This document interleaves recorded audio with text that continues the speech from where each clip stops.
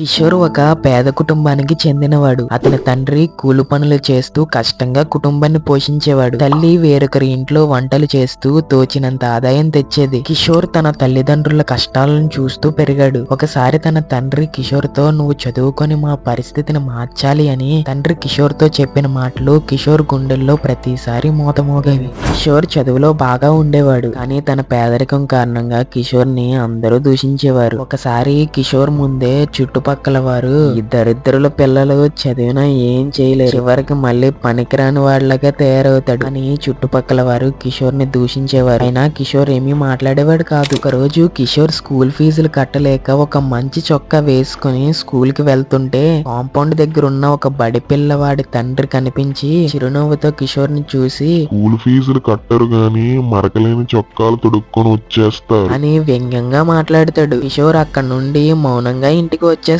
కిషోర్ ఒక చింత చెక్క మీద కూర్చొని నన్ను కించపరిచిన వారిని ప్రతి ఒక్కరిని నేనేంటో నిరూపించాలని అర్ధరాత్రి ప్రతిజ్ఞ చేసుకున్నాడు కిషోర్. ఇంట్లో చదువుకోవడానికి లైట్ కూడా లేకపోవడంతో రాత్రిళ్ళు గుడిదీపం వెలుగులో కిషోర్ చదువుకునేవాడు. పేపర్ కొనుక్కోలేక ప్రతిరోజు లైబ్రరీకి వెళ్లి చదువుకునేవాడు. పగలంతా చిన్న చిన్న పనులు చేసుకుంటూ రాత్రంతా చదువుకునేవాడు. కిషోర్ ఐఏఎస్ అవ్వాలని లక్ష్యం పెట్టుకున్నాడు. డిగ్రీ పూర్తయ్యాక పెద్ద సిటీలో ట్యూషన్లు తీసుకుంటూ సివిల్స్ ప్రిపేర్ అయ్యాడు. ఒక సంవత్సరం తర్వాత రిజల్ట్ డే వచ్చింది. కిషోర్ కి అఖిల భారత ర్యాంకు 5వ స్థానం వచ్చింది. న్యూస్ లో అతని పేరు వస్తున్నప్పుడు గ్రామం అంతా కిషోర్ కుటుంబాన్ని అభినందించసాగారు. తనని అవమానించిన వారితోనే పొగిడించుకున్నాడు కిషోర్. ఆ క్షణం నుంచి కిషోర్ కష్టాలన్నీ తొలగిపోయాయి. వారి ఫ్యామిలీ మొత్తం హ్యాపీగా ఉన్నారు. మరి ఇదండి కిషోర్ స్టోరీ. మీరు ఈ వీడియోని ఇక్కడ దాకా చూసారంటే మీకు ఈ వీడియో ఖచ్చితంగా నచ్చే ఉంటది. ఇటువంటి మోర్ ఇన్ఫర్మేటివ్ వీడియోస్ గురించి మా ఛానల్ ని సబ్స్క్రైబ్ చేసుకుని బెల్ ఐకాన్ ఆన్ లో పెట్టుకోండి.